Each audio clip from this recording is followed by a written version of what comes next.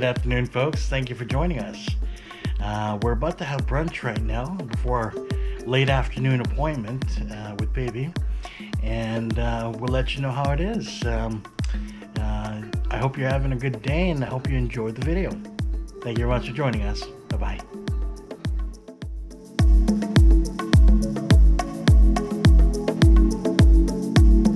Okay, today we're at Happy Cafe. Happy Day Cafe. Happy Day Cafe.